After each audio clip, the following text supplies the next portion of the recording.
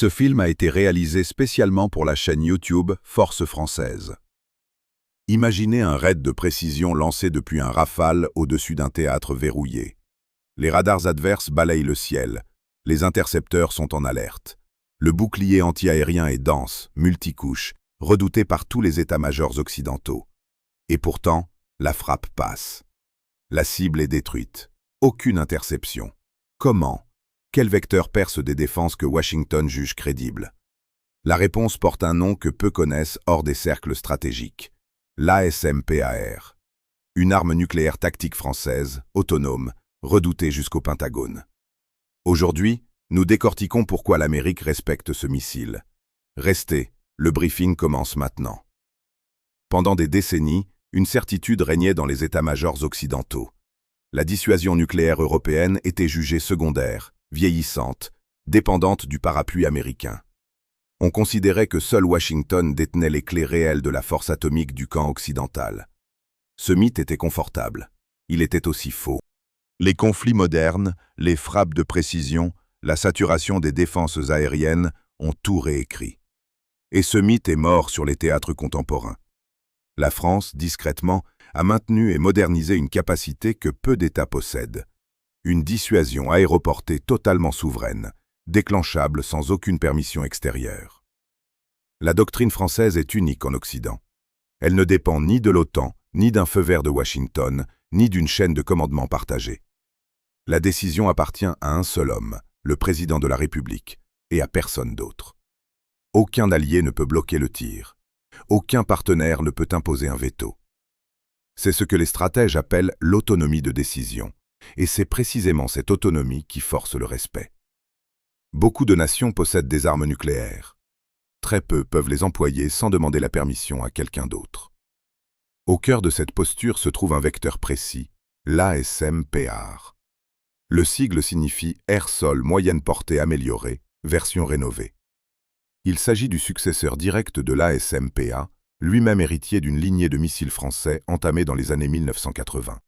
Le programme est piloté par la Direction générale de l'armement, la DGA, et le missile est conçu et produit par MBDA, le géant européen de la missilerie. Ce n'est pas un concept de laboratoire, c'est une arme opérationnelle, en service, intégrée aux forces aériennes stratégiques françaises. La version rénovée, l'ASMPAR, a franchi des jalons concrets.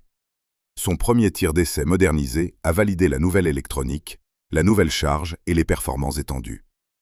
Le missile est désormais intégré au Rafale au standard F4, la version la plus avancée du chasseur de Dassault. Cette combinaison forme le cœur de la composante aéroportée de la dissuasion française. Un chasseur de 4e génération avancée, un missile supersonique, une charge nucléaire conçue nationalement, le tout sans aucune dépendance technologique étrangère critique.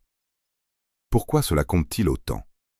Parce que la souveraineté technologique change la nature du pouvoir. Un pays qui achète ses armes peut se les voir refuser, retarder ou conditionner. Un pays qui les conçoit ne dépend de personne. La France maîtrise la cellule du missile, son moteur, sa charge, son électronique et son intégration sur l'avion. Chaque maillon est national. Cette indépendance n'est pas un détail administratif. C'est un avantage stratégique brut, le genre d'avantage que les analystes du Pentagone savent reconnaître quand ils l'observent chez un partenaire. Maintenant, entrons dans la mécanique. Car le respect de Washington ne repose pas sur la doctrine seule. Il repose sur les performances réelles du vecteur. L'ASMPAR est propulsé par un statoréacteur, une technologie qui lui permet d'atteindre des vitesses supersoniques élevées, de l'ordre de Mach 3, soit plus de 3 fois la vitesse du son. À cette vitesse, le temps de réaction laissé aux défenses adverses s'effondre. Un système antiaérien qui détecte trop tard ne peut pas intercepter. La vitesse n'est pas un luxe, c'est une arme en soi. La portée constitue le deuxième pilier. L'ASMPAR dépasse les 500 km selon le profil de vol employé. Cela signifie que le Rafale n'a pas besoin de pénétrer profondément dans l'espace aérien défendu. Il peut libérer son missile à distance de sécurité, hors de portée de nombreuses défenses, puis se retirer. Le missile, lui, poursuit seul. Il adopte une trajectoire optimisée, capable de voler à basse altitude pour épouser le relief et échapper aux radars de surveillance. Voir tard, réagir tard, mourir tôt. C'est la logique imposée à l'adversaire. Comparons maintenant l'ASM-PAR aux vecteurs occidentaux équivalents.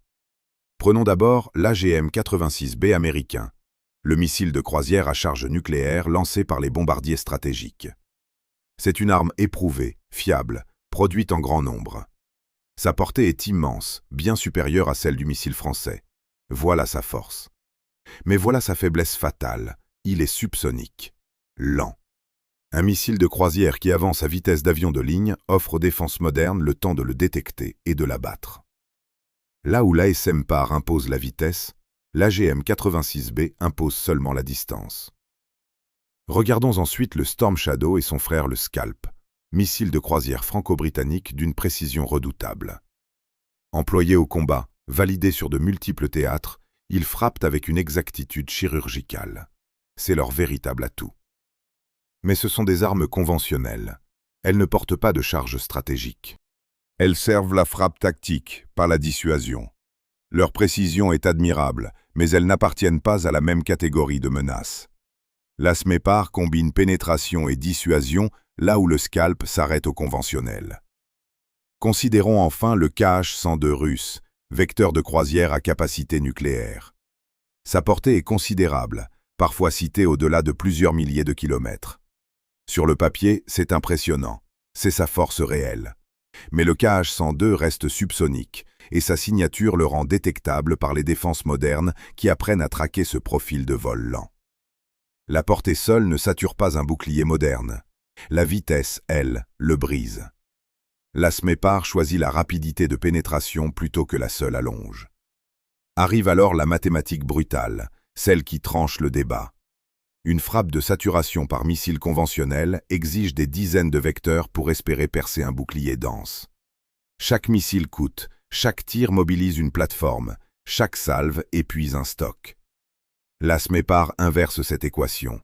Un seul rafale, un seul vecteur supersonique à charge stratégique, produit un effet qu'aucune accumulation de missiles lents ne garantit. Économie de force, économie budgétaire, souveraineté préservée. Le calcul ne plaide pas, il conclut. Si vous trouvez ce briefing utile, c'est le moment d'activer l'abonnement et de laisser un like.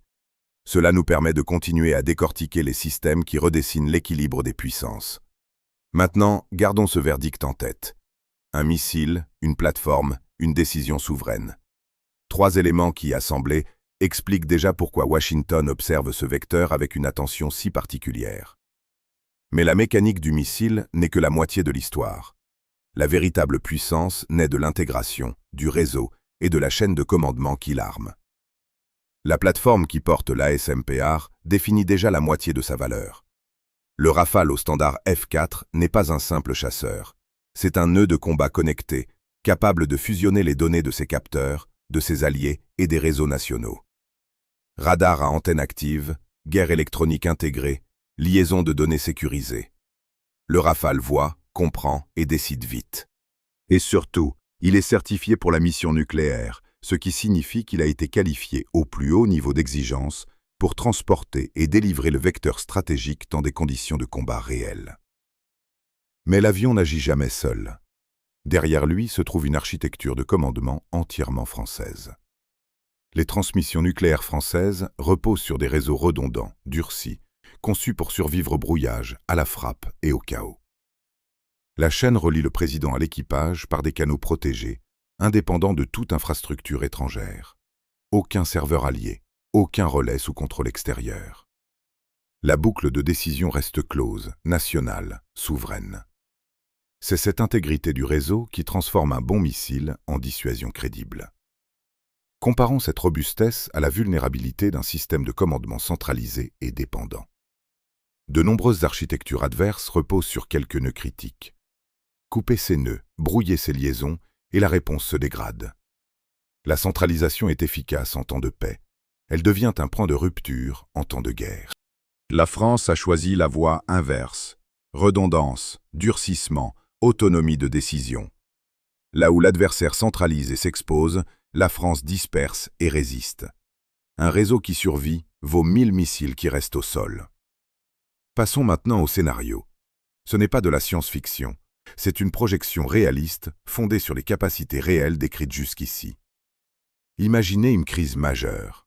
Une puissance hostile a massé ses défenses, déployé un bouclier antiaérien multicouche et parie sur l'impossibilité d'une frappe française autonome. Elle se trompe. La décision tombe d'un seul homme. La chaîne s'active. L'horloge commence à tourner et chaque minute va démontrer ce que signifie une dissuasion réellement souveraine. T0. L'ordre présidentiel est authentifié et transmis par les canaux protégés. Aucun intermédiaire étranger. Aucun délai d'approbation extérieure. T plus 12 minutes. Un Rafale F4 atteint sa zone de lancement à plus de 500 km de l'objectif, hors de portée des intercepteurs adverses. L'équipage exécute la procédure finale. Les capteurs confirment la fenêtre. Le vecteur est armé. À cet instant, l'adversaire ne sait pas encore qu'il a déjà perdu l'initiative. Son bouclier surveille un ciel où la menace décisive n'est pas encore visible. T plus 18 minutes. L'as Mampare est libéré. Le statoréacteur s'allume. Le missile accélère jusqu'à Mach 3 et adopte sa trajectoire de pénétration, épousant le relief, plongeant sous l'horizon radar. Les opérateurs adverses détectent une anomalie tardive, fugace, trop rapide pour être traitée comme une cible classique. Les premiers calculs d'interception démarrent. Mais à cette vitesse, les algorithmes manquent de temps. Trop tard. La fenêtre d'engagement se referme avant même d'avoir pu s'ouvrir pleinement. La vitesse a déjà gagné le duel. T plus 24 minutes. Le missile franchit la première ceinture de défense. Les systèmes de courte portée tentent une saisie. Échec. La signature est trop brève, l'altitude trop basse, la cinétique trop élevée. T plus 26 minutes. Impact. La cible stratégique est détruite. Aucune interception réussie. Aucun vecteur perdu. Un seul rafale, un seul missile, un seul effet décisif. L'adversaire découvre, en moins d'une demi-heure, que son bouclier réputé impénétrable vient d'être percé par une arme qu'il avait sous-estimée. Le calcul stratégique vient de basculer. Voilà ce que respecte Washington.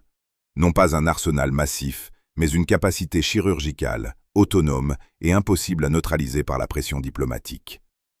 Car c'est là le cœur de l'argument. Une nation qui dépend d'autrui pour frapper ne dissuade qu'à moitié. Une nation qui décide seule dissuade pleinement. L'as Mampare n'est pas seulement un missile rapide, c'est l'expression matérielle d'une liberté stratégique que peu de pays peuvent revendiquer dans le monde réel d'aujourd'hui. L'argument économique renforce le politique. Maintenir une dissuasion souveraine coûte cher, c'est vrai. Mais la dépendance coûte davantage.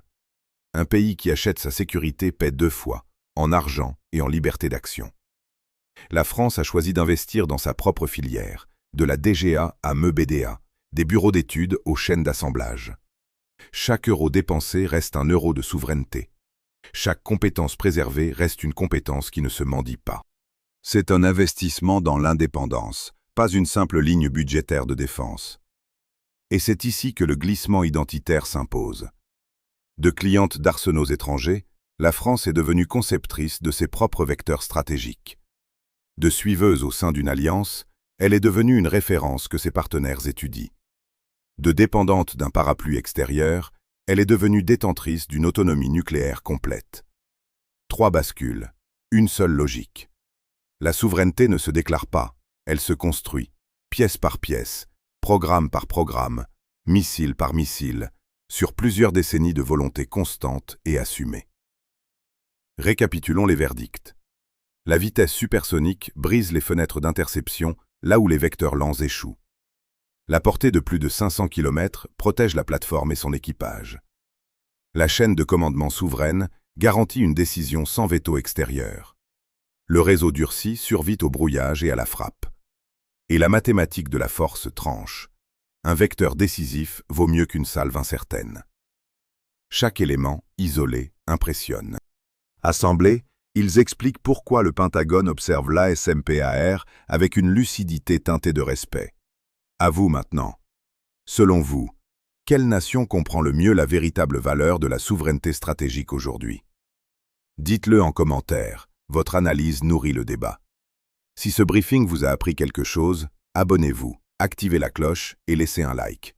Cela soutient directement notre travail et nous permet de continuer à décortiquer les systèmes qui façonnent l'équilibre des puissances. La France a fait un choix rare. ne dépendre de personne pour défendre l'essentiel. C'est ce choix, plus que tout missile, que le monde respecte.